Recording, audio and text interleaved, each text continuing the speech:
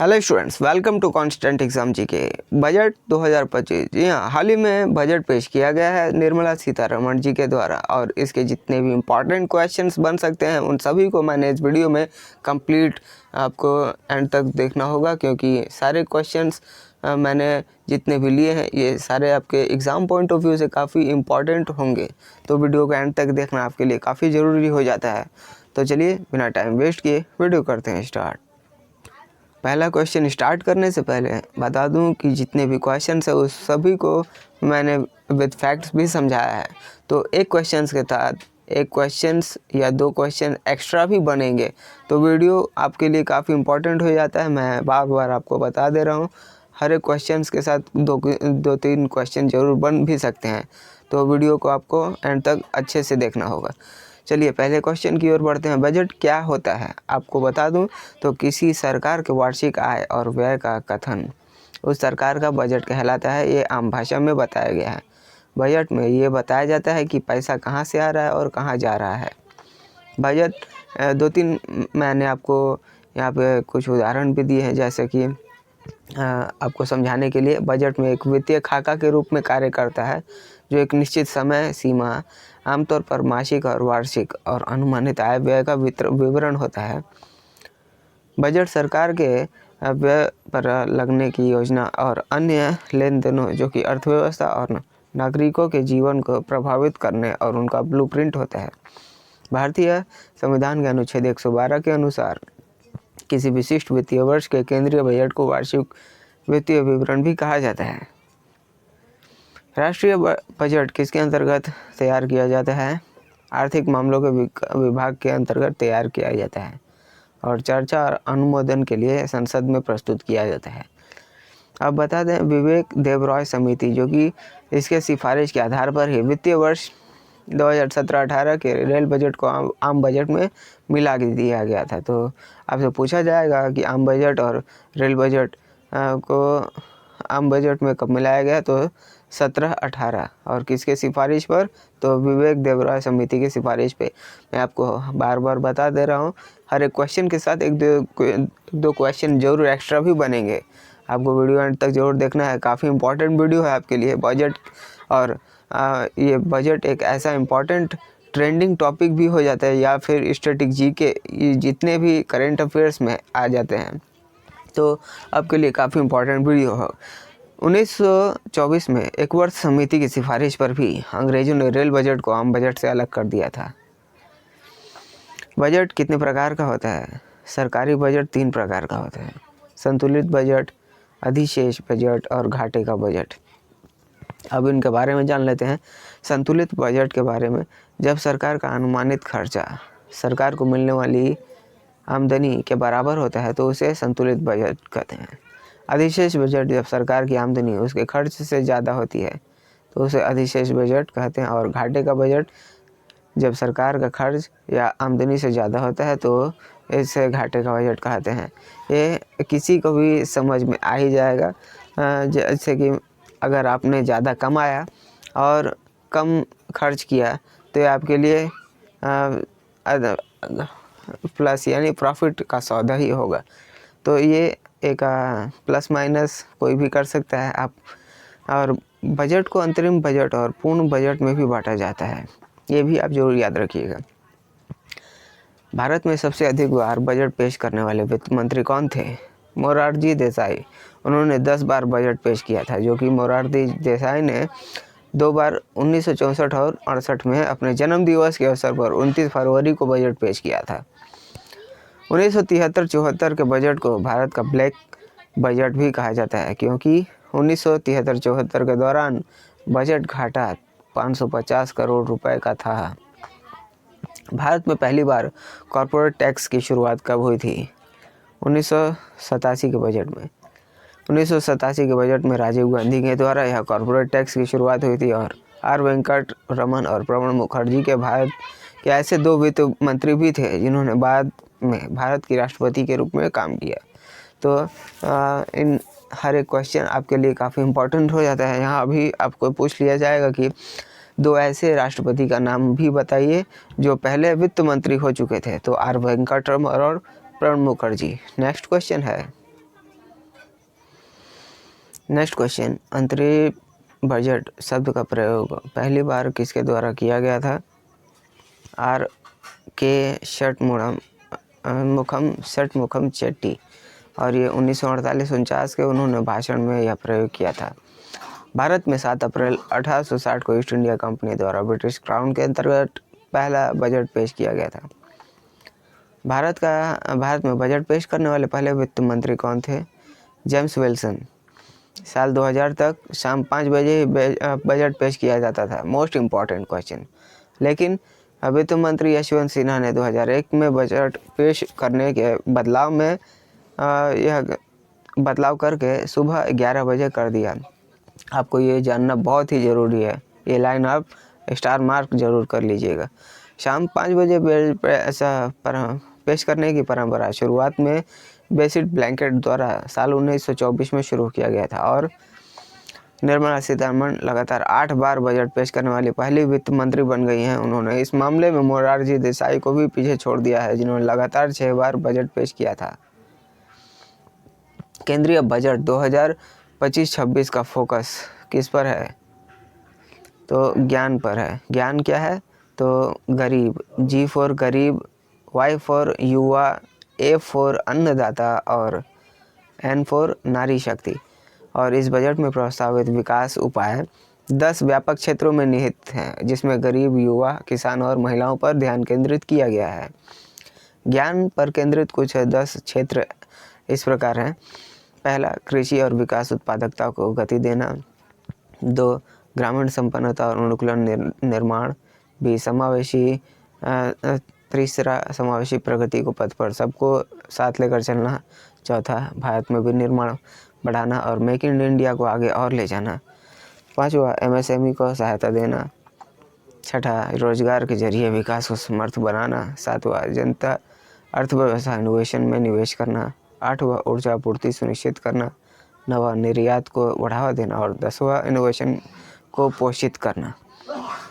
देश के कितने जिलों में प्रधानमंत्री धन धान्य कृषि योजना शुरू की जाएगी? 100। और वित्त मंत्री निर्मला सीतारमण ने बजट 2025-26 में प्रधानमंत्री धन धान्य कृषि योजना शुरू करने की घोषणा की, और 1.7 करोड़ किसानों को इस योजना के जरिए मदद मिलेगी और राज्यों को साथ मिलकर चलाया जाएगा। इस योजना के अंतर्गत 10 जिलों को कर दिया जाएगा, और ऐसे ही जिले होंगे जहां पर उत्पादन कम होता है। जल जीवन मिशन को किस वर्ष बढ़ाया गया? तो 2028 तक बढ़ाया गया है। वित्त मंत्री निर्मला सीतारमण बजट 2025-26 जल जीवन मिशन को वर्ष 2018 तक बढ़ाने की घोषणा की है, और यह जल जीवन मिशन को 2019 में शुरू किया गया था। नेक्स्ट क्वेश्चन है, 12.7 लाख मीट्रिक टन वार्षिक क्षमता वाला एक संयंत्र किस राज्य में लगाया जाएगा? असम में। निर्मला सीतारमण की महाराज भजन 2025-26 में यूरिया आपूर्ति को बढ़ावा देने के लिए असम के नाम के रूप में 12.7 लाख मीट्रिक टन की वार्षिक क्षमता वाला एक संयंत्र स्थापित करने की भी घोषणा की गई है। सालाना कितने रुपए की कमाई पर कोई भी टैक्स नहीं देना होगा? 12 लाख तक के। और आयकर अधिनियम के आधार 87A के तहत यह छूट सीमा वृद्धि की घोषणा की गई है। छूट की सीमा 7 लाख से बढ़ाकर 12 लाख कर दी गई है। यह बदलाव न्यू टैक्स व्यवस्था के तहत किया गया है, और स्टैंडर्ड रिडक्शन को भी 75,000 रुपये ही रखा गया है। बजट 2025-26 में नई कर व्यवस्था कितने प्रकार की है? 7 प्रकार की है। आप एक चार्ट मैंने आपके लिए बनाया है, इसे आप जरूर देख लीजिएगा।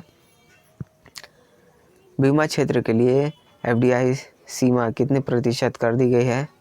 100%। पहले FDI सीमा 74% थी, और इसे बढ़ाकर 100% कर दिया है। वित्त वर्ष 2025-26 में कितने केयर कैंसर सेंटर स्थापित किए जाएंगे? 200। अगले दिन ही वर्षों में सभी जिला अस्पताल के डे केयर अस्पताल स्थापित किए जाएंगे, और 36 जीवन रक्षक दवाइयाँ की शुल्क सीमा से पूरी तरह छूट दी जाएगी, और कोबाल्ट उत्पाद LED zinc lithium iron batteries के स्क्रैप और 12 महत्वपूर्ण खनिजों को भी बुनियादी सीमा शुल्क से छूट दी जाएगी। अगला क्वेश्चन है, फुटवियर और लेदर के क्षेत्र में कितने लोगों को रोजगार मिलने की संभावना है? 22 लाख। और भारत के फुटवेयर और लेदर सेक्टर में क्वालिटी, प्रोडक्टिविटी और प्रतिस्पर्धा को बढ़ावा देने के लिए एक फोकस प्रोडक्ट स्कीम भी लॉन्च किया जाएगा। अनुसूचित जाति और जनजाति वर्ग के कितने महिलाओं के लिए नई स्कीम शुरू की गई है? 5 लाख महिलाओं के लिए। और स्कीम के तहत पहली बार उद्यमी बन रही इस समाज की महिलाओं को अगले 5 साल के अंतर्गत 2 करोड़ रुपए का भी टर्म लोन मुहैया कराया जाएगा। नेक्स्ट क्वेश्चन, किसान क्रेडिट कार्ड की लिमिट 3 लाख से बढ़ाकर कितने कर दिया गया है? 5 लाख रुपए। अब किसानों को क्रेडिट कार्ड पर 5 लाख तक का लोन मिलेगा और किसानों को 4% सालाना ब्याज दर पर लोन दिया जाएगा। मखाना बोर्ड की स्थापना किस राज्य में की जाएगी? बिहार। मखाना बोर्ड किसानों को प्रशिक्षण और सलाह प्रदान करता है। बिहार में फूड प्रोसेसिंग, खाद्य प्रसंस्करण को बढ़ावा देने के लिए national institute of food technology, entrepreneurship and management का गठन किया जाएगा। भारतीय डाकघर को कैसे संगठन में बदलने की घोषणा की गई है? सार्वजनिक लॉजिस्टिक्स संगठन में। इस घोषणा के तहत भारतीय डाक को 1.5 लाख ग्रामीण डाकघर के साथ एक बड़े सार्वजनिक लॉजिस्टिक्स संगठन में बदल दिया जाएगा। कौन से राज्य के आईआईटी इंफ्रास्ट्रक्चर में विस्तार किया जाएगा? आईआईटी पटना। कितने अटल टिंकरिंग लैब स्थापित किए जाएंगे? 50,000। शिक्षा विभाग में कितने रुपए का आवंटन किया गया है? 1,28,650 करोड़ रुपए का। पिछले साल की तुलना में 7% की इसमें बढ़ोतरी हुई है और पिछले साल 1,12,000 करोड़ रुपए का प्रावधान किया गया था और शिक्षा विभाग में किया गया था। स्वास्थ्य विभाग में कितने रुपए का आवंटन किया गया है? 98,311 करोड़ रुपए। पिछले साल 86,582 करोड़ रुपए का प्रावधान था और बजट के आयुष्मान योजना जो कि 94,406 करोड़ रुपए का इसमें प्रदान है बजट में आयुष्मान योजना के तहत। और जबकि आयुष्मान भारत हेल्थ इंफ्रास्ट्रक्चर के लिए 4,200 करोड़ रुपए का आवंटन किया गया है। ग्रामीण विकास विभाग के लिए कितने रुपए का प्रावधान किया गया है? 2,67,000 करोड़ रुपए का। पिछले साल यह 1,80,000 करोड़ रुपए का बजट था और इस विभाग के तहत मनरेगा, प्रधानमंत्री सड़क योजना, प्रधानमंत्री आवास योजना, प्रधानमंत्री जनजाति उन्नत ग्राम अभियान, इंदिरा गांधी राष्ट्रीय विधवा पेंशन योजना जैसी स्कीम्स आती है। अगला क्वेश्चन है, गृह विभाग के लिए कितने रुपए का प्रावधान किया गया है? तो 2,33,211 करोड़ रुपए का। और यह 2 लाख पिछला बजट यानी जो कि हुआ था इसमें 2,20,000 करोड़ रुपए के आसपास था जो कि अभी बढ़ा दिया गया है। और गृह विभाग के बजट के तहत जम्मू कश्मीर, लद्दाख जैसे केंद्र शासित प्रदेशों को भी ग्रांट किया गया है और काम देश के अंतरिक्ष सुरक्षा, लॉ एंड ऑर्डर, अपराध पर लगाम लगाना होगा। साथ ही देश के केंद्रीय प्रशासन जिम्मा भी गृह विभाग के पास ही रहेगा। कृषि और संबंधित गतिविधियों के लिए कितने रुपए का प्रावधान किया गया है? 1,71,437 करोड़ रुपए का। खेती के लिए यह एक नई स्कीम की घोषणा है जो कि इस योजना का नाम प्रधानमंत्री धन धान्य कृषि योजना है। इसे राज्यों के साथ लागू किया जाएगा और 100 जिलों को पहले चरण में शामिल किया जाएगा। रक्षा क्षेत्र में कितने रुपए का आवंटन किया गया है? तो 6,81,210 करोड़ रुपए का। पिछले बार यह 9.5% की इसमें बढ़ोतरी हुई है और पिछले वर्ष यह 6,21,940 करोड़ रुपए का था। बजट में कुल 1,52,387 करोड़ रुपए की पूंजी व्यय है और इसमें कुछ राजस्व का व्यय भी हुआ है जिसमें 1,60,795 करोड़ रुपए का पेंशन इसमें अतिरिक्त जोड़ा गया है, आरक्षित किया गया है। राष्ट्रीय परमाणु ऊर्जा मिशन के तहत 2047 तक कितने गीगावाट परमाणु ऊर्जा का उत्पादन करने का लक्ष्य है? 100 गीगावाट। इसके लिए सरकार 20,000 करोड़ रुपए की लागत शोध और विकास केंद्र को स्मॉल मॉड्यूलर रिएक्टर पर काम करेगा। और परमाणु ऊर्जा अधिनियम परमाणु क्षति हेतु दीवानी दायित्व अधिनियम में संशोधित किया जाएगा ताकि निजी कंपनियों की भागीदारी को बढ़ाया जा सके। पीएम जन आरोग्य योजना के तहत कितने गीग कामगारों के लिए इसके तहत स्वास्थ्य सुविधाएं दी जाएगी? 1 करोड़ गीग कामगारों को। आज के दौर में फूड डिलीवरी का ड्राइवर, फ्रीलांसर, लॉजिस्टिक्स और ऑनलाइन सेवाओं में लाखों लोग गीग कामगार के रूप में काम कर रहे हैं और केंद्र सरकार इन कामगारों के लिए योजना लेकर आई है और इसे ई श्रम पोर्टल पर पंजीकृत करके पहचान पत्र भी दिया जाएगा। Make for India, make for the world one निर्माण के लिए कितने national centre of excellence for skilling की स्थापना की जाएगी? 5। स्वामी फंड 2 के कितने करोड़ रुपए आवंटित किए गए हैं? 15,000 करोड़ रुपए। और स्वामी का फुल फॉर्म होगा special window for affordable and mid income housing. रुकी आवास परियोजना, सॉरी आवाज़ यहाँ पे प्रिंटिंग मिस्टेक, आवास परियोजना होगी में जो कि 1 लाख इकाइयों को पूरा करने के लिए इस स्वामी फंड की घोषणा की गई है।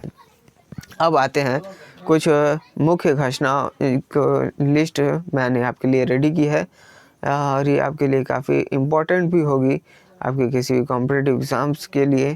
तो आप इसको आप ज़रूर अपने नोट्स बना लीजिएगा या फिर इसका स्क्रीनशॉट ले लीजिए, क्योंकि मैंने आपके लिए एक ही जगह में ये सारे लिस्ट को भी कवर कर दिया है। तो आप इसे ज़रूर, इसमें मैं कुछ इम्पोर्टेंट आपके लिए मैं पढ़ के बता देता हूँ। जैसे कि बिहार समिति देश भर में जिला अस्पतालों में अगले 3 वर्षों में 200 डे केयर कैंसर सेंटर खोले जाएंगे और MBBS के जो सीट है वो 75,000 सीट बढ़ाई जाएंगी और 5 IIT जो कि हैं तो उसमें 65,000 से अधिक सीटें बढ़ाई जाएंगी। सशक्त आंगनबाड़ी और पोषण 2.0 योजना के तहत 8 करोड़ बच्चों को समर्थन दिया जाएगा। 5 लाख महिलाओं के लिए नई उद्यम टर्म लोन की भी सुविधा प्रदान की जाएगी और 7.7 करोड़ किसान मछुआरों और डेयरी किसानों को अल्पकालिक ऋण प्रदान किया जाएगा।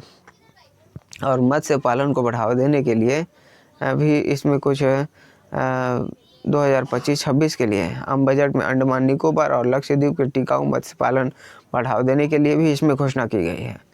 और केंद्र सरकार राज्यों के साथ 50 ऐसे पर्यटन स्थलों का भी विकास करेगी। तो ये कुछ आपके लिए इम्पोर्टेंट जितने भी लिस्ट हैं उनको मैंने एक लिस्ट में कवर कर लिया है। आशा करता हूँ वीडियो आपको पसंद आई होगी। वीडियो आपको कैसी लगी आप मुझे कुछ कमेंट करके बताइएगा और ये काफ़ी हेल्पफुल वीडियो होगी आपके किसी भी कॉम्पिटिटिव एग्ज़ाम्स के लिए, मैं आशा करता हूँ, क्योंकि जितने भी इम्पोर्टेंट क्वेश्चंस थे बजट के रिलेटेड उन सभी को मैंने इस वीडियो में कवर कर दिया है और ये एक कंप्लीट वीडियो होगी आपके लिए बजट के अराउंडिंग। तो आपने वीडियो को एंड तक जरूर देखा होगा ऐसा मैं आशा करता हूँ। वीडियो पसंद आई है वीडियो पर एक लाइक ज़रूर करिएगा और इसे अधिक से अधिक उन लोगों को जरूर शेयर करिएगा जो कॉम्पिटिटिव एग्जाम्स की तैयारी कर रहे हैं, ताकि उन्हें भी इन सारे क्वेश्चंस का हेल्प मिले। तो मिलते हैं नेक्स्ट वीडियो में, तब तक के लिए कीप वॉचिंग, कीप प्रिपेयरिंग।